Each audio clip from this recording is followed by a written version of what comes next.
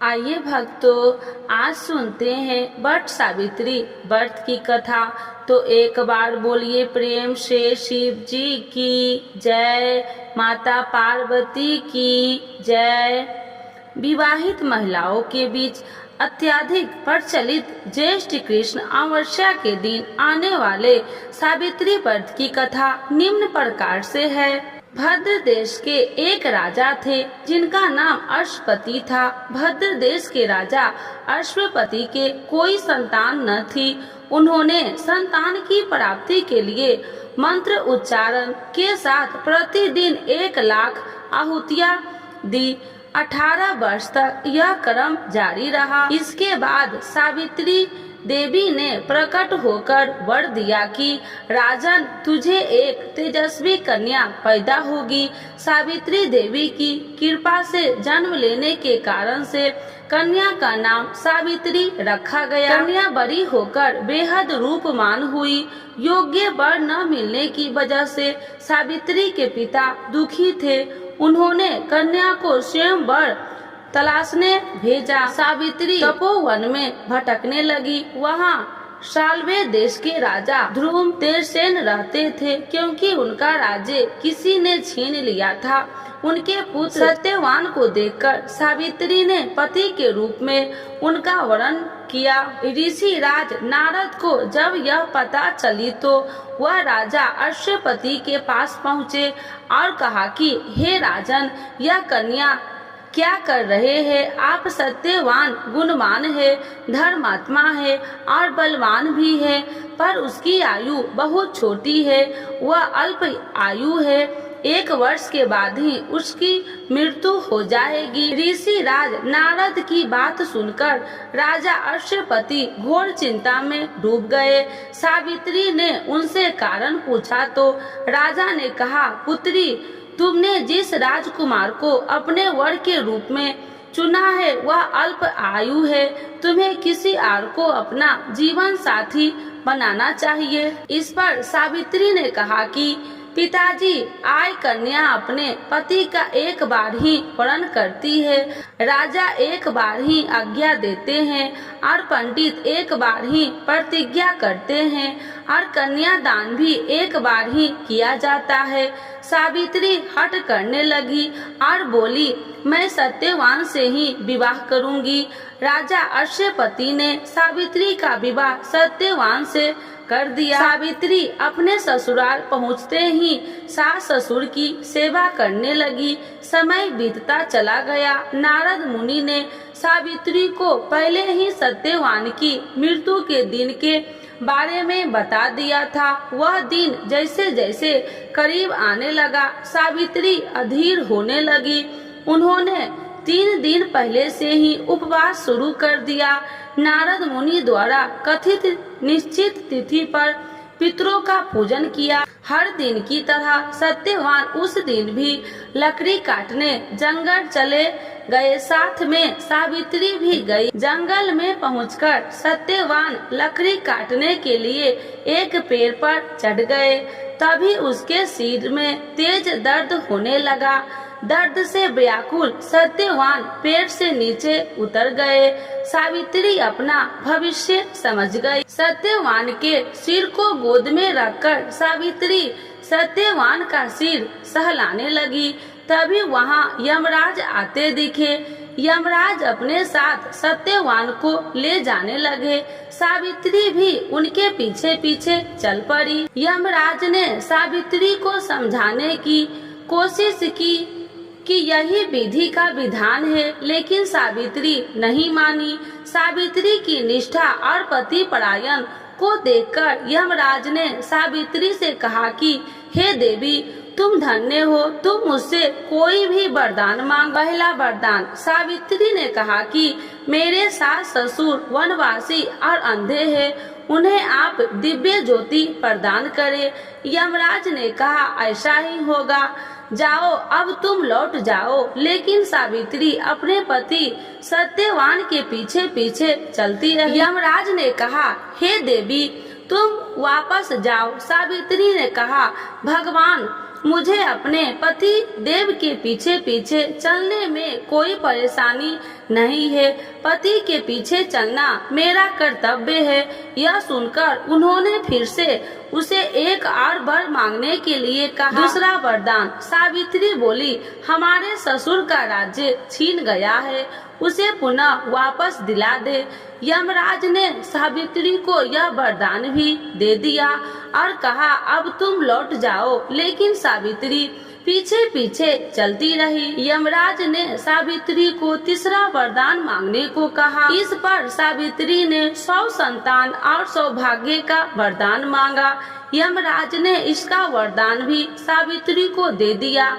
सावित्री ने यमराज से कहा कि हे प्रभु, मैं एक पतिव्रता पत्नी हूँ और आपने मुझे पुत्रवती होने का आशीर्वाद दिया है। यह सुनकर यमराज को सत्यवान के प्राण छोड़ने पर यमराज अंत ध्यान हो गए और सावित्री उसी वट वृक्ष के पास आ गई जहाँ उसके पति का मृत शरीर पड़ा था। सत्यवान जीवित हो गया और दोनों खुशी खुशी अपने राज्य की ओर चल पड़े। दोनों जब घर पहुँचे तो देखा कि माता पिता को दिव्य ज्योति प्राप्त हो गई है। इस प्रकार सावित्री सत्यवान चिरकाल तक राज्य सुख भोगते रहे। अतः पतिव्रता सावित्री के अनुरूप ही प्रथम अपने सास ससुर का उचित पूजन करने के साथ ही अन्य विधियों को प्रारंभ करे। व्रत सावित्री व्रत करने और इस कथा को सुनने से उपवासक को वैवाहिक जीवन या जीवन साथी की आयु पर किसी प्रकार का कोई संकट आया भी हो तो वह टल जाता है।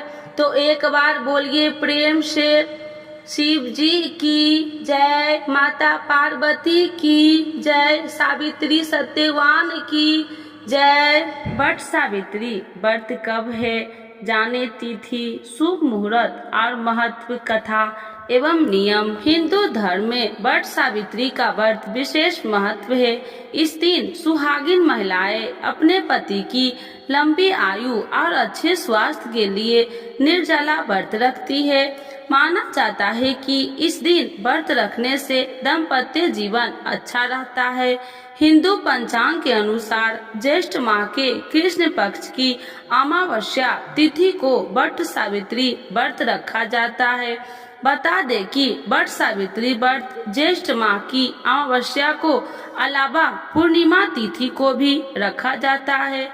आइए जानते हैं इस साल कब है व्रत सावित्री व्रत, साथ ही जाने इसका महत्व और शुभ मुहूर्त। व्रत सावित्री व्रत 2024 तिथि हिंदी पंचांग के अनुसार ज्येष्ठ माह की अमावस्या तिथि 5 जून 2024 को शाम 7:54 से शुरू होकर अगले दिन यानी 6 जून 2024 को शाम 6:07 पर समाप्त होगी। ऐसे में व्रत सावित्री अमावस्या व्रत 6 जून को किया जाएगा। व्रत सावित्री व्रत 2024 पूजा का समय सुबह 10:36 से दोपहर 2:04 तक रहेगा। व्रत सावित्री व्रत 2024 का महत्व। हिंदू धर्म में व्रत सावित्री व्रत का विशेष महत्व है। पौराणिक मान्यताओं के अनुसार इस दिन पतिव्रता सावित्री अपने पति सत्यवान के प्राण यमराज से वापस लेकर आ गई थी। इस दिन सुहागिन महिलाएं अपने पति की लंबी आयु और स्वास्थ्य के लिए व्रत रखती है। आइए जानते हैं क्यों की जाती है वट वृक्ष की पूजा। वट वृक्ष में त्रिदेव यानी ब्रह्मा, विष्णु और महेश का वास होता है। इसके साथ ही वट वृक्ष की इन शाखाओं को सावित्री का रूप माना जाता है। इसके अलावा तने में विष्णु जी, जड़ में ब्रह्मा जी और शाखाओं में शिव जी का वास होता है। ज्येष्ठ पूर्णिमा की वट सावित्री व्रत 2024 में कब है? हिंदी पंचांग के अनुसार ज्येष्ठ माह में 2 बार वट सावित्री व्रत रखा जाता है। हिंदू पंचांग के अनुसार ज्येष्ठ पूर्णिमा 21 जून 2024 को सुबह 7:31 से शुरू होकर 22 जून को सुबह 6:37 तक रहेगा।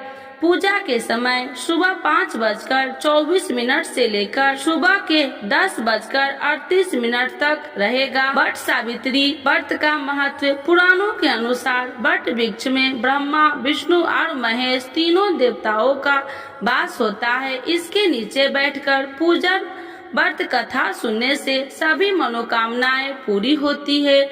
भगवान बुद्ध और इसी वृक्ष के नीचे ज्ञान प्राप्त हुआ था, अतः वट वृक्ष को ज्ञान, निर्माण व दीर्घायु का पूरक माना गया है। ऐसी मान्यता है कि यह व्रत सुहागन स्त्रियों के लिए बहुत ज्यादा महत्वपूर्ण होता है। जो सुहागन स्त्री वट सावित्री व्रत करती है और बरगद के वृक्ष की पूजा करती है, उसे अखंड सौभाग्य का फल मिलता है और उसके सभी कष्ट दूर होते हैं। सिर्फ इतना ही नहीं, वट सावित्री का व्रत रखने से पति पत्नी के बीच आपसी प्रेम बढ़ता है और वैवाहिक जीवन में मधुरता भी आती है। कहते हैं कि वट वृक्ष में कई रोगों का नाश करने की क्षमता होती है, इसीलिए इस दिन वट वृक्ष की पूजा का विशेष महत्व है। तो एक बार बोलिए प्रेम से शिव जी की जय, माता पार्वती की जय। सावित्री व्रत 2024 में कब है? 6 जून 2024 को वट सावित्री व्रत रखा जाएगा।